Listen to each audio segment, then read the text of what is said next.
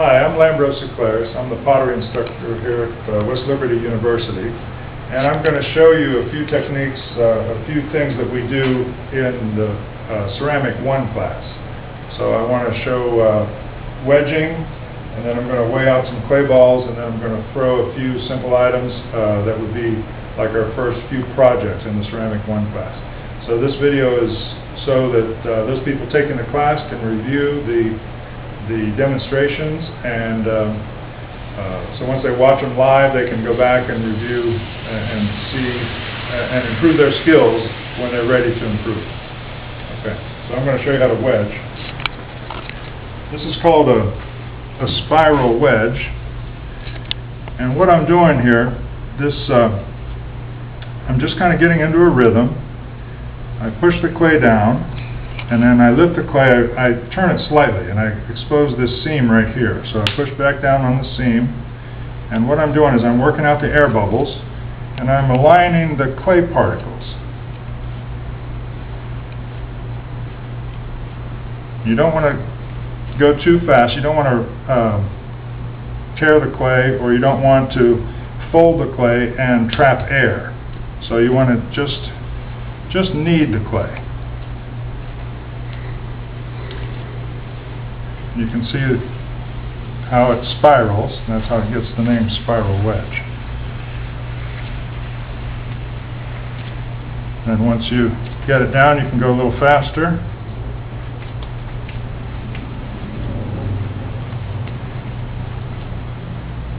Okay.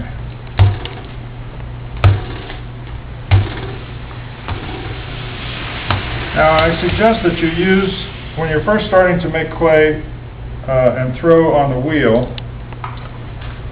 you should use about the same size clay ball all the time. So it just makes one less variable that you have to deal with.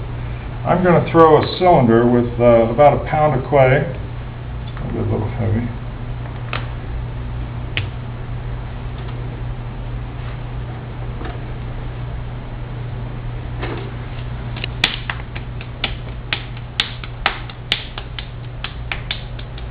Okay, so we'll take this to the wheel.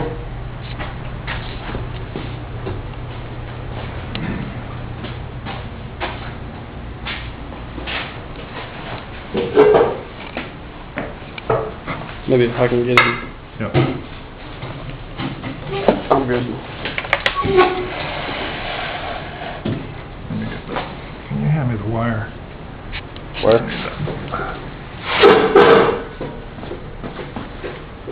Right under your foot.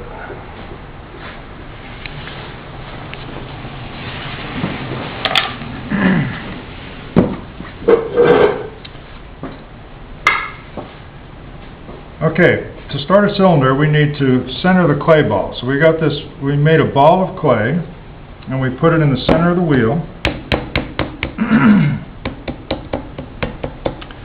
Now what I want to do is I want to squash the clay, put the mass of the clay towards the center of the wheel, and I'm going to use this kind of parallel hands, just kind of pushing it together.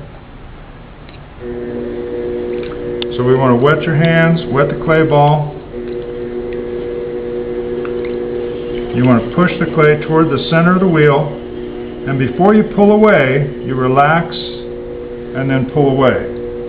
Now if you have trouble moving the clay like that, you can jam your elbow into your knee and make this arm immovable, and you can kind of move the clay toward the immovable arm. Why do you have to relax and pull away? And then you have to relax and pull away, right? That's a why. Oh, why? Because if you don't, it will knock the clay off center. It's not centered yet, but every time you make the clay move, you have to relax and pull away. Because when you have a pressure point, you're actually putting a dent in the clay. So I have to relax and pull away. Let me show you. So if I'm putting pressure on the clay and I just pull up, you can see that pressure point right there. So I have to, I use the pressure point and I make the clay move. That's how you know how much pressure you add, is you want to make the clay move. Once the clay moves, you have to relax and then pull away. I'm going to do this technique again. I want to push in with parallel hands, relax, pull away. Now I'm going to come down. This is going to be like a guide hand, and this hand is going to come down at about a 45-degree angle. The heel of my hand is going to touch the wheel head. I'm going to relax and then pull away. Okay, and then the clay is centered. So now we're ready to open up the ball of clay here. So what I do is I relax and let my finger find the center. It kind of goes to center. I'll put a little dent there. Now as you're throwing, you have to be sensitive to drag. If you feel the clay start to be sticky, you have to add water to it. Alright, so I want to go straight down. I have a little dent there. Now I want to go straight down, open up the clay, stop about 1/4 inch before you hit the bottom, stop, relax, and pull away. Now I said every time you do make the clay change shape, so even like this you have to relax and pull away. Now I'm going to open up the bottom of the pot. I want to square off the bottom. My whole arm is going to move. I'm going to use my finger here, and I'm going to use that to pull the clay out to the diameter I want.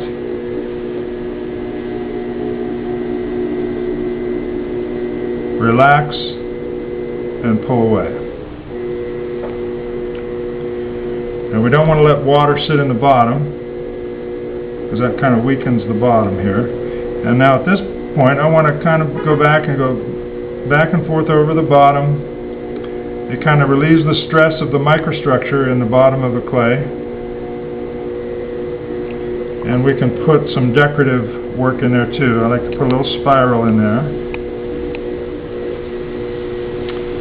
Now the magic part. We're going to actually make the clay rise up, and I'm going to use two techniques. The first technique is a claw technique, and I'm just going to squeeze my hands, squeeze my claw together down here. Once I feel the clay start to move, then my hands can follow the clay up the walls of the cylinder. But you don't want to move your hands up until you feel the clay start to move. So you have to pinch it hard enough to make the clay move. So here we go. Make sure you wet the pot, wet your hands. Alright, so I squeeze until the clay starts to move, and then I just kind of follow it up. I kind of lighten up my pressure as I get higher on the cylinder.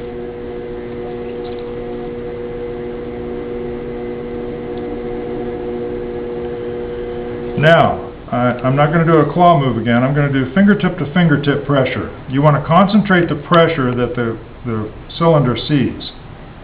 So you don't want to do this, because it takes too much strength to pressure the clay to do that.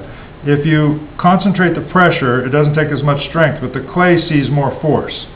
And you want the clay to move. So I'm going to use fingertip to fingertip. I'm going to leave the sponge here. I'll squeeze the sponge if I feel the clay start to drag.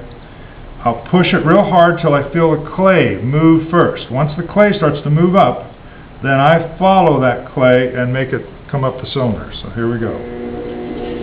I push real hard, make the clay move. Once the clay starts to move, I lighten up my pressure a little, and then I follow that up the cylinder wall, just like that. When I get to the top, I stop. I don't want to throw off the top. I want this top to be blunted. I don't want the top to be sharp. Okay, we'll throw it again. So I want to wet the inside and the outside. Wet my fingers. Same thing. Push real hard. Once the clay starts to move, then I just follow it right up the wall of the clay, of the cylinder.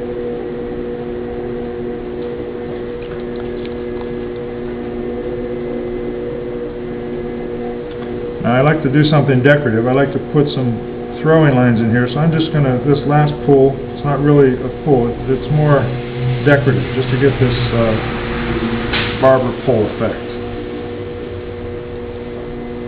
Alright, now we're going to use another tool. We only use the sponge and our fingers so far. Now we're going to use this rib. This has got a straight edge, and we're going to just apply it to to this cylinder shape and just kind of make things a little more uniform.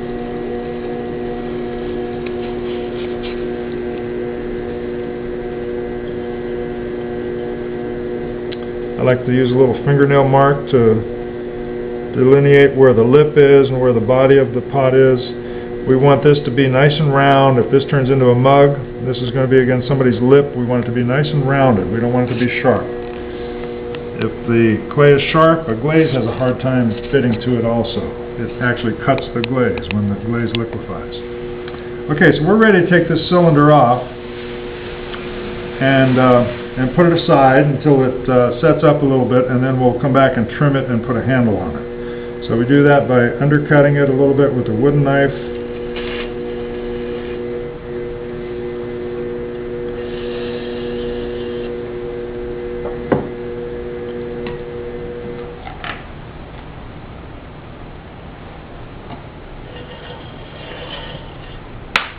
And we can lift it with our fingers, or we can lift it with these pot lifters. I'm going to show you with the pot lifters.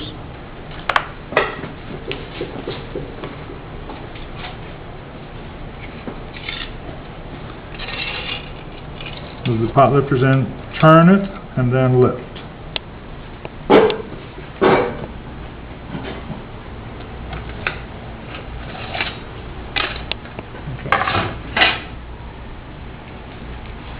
Is that it for that one? That's it for that one. Okay.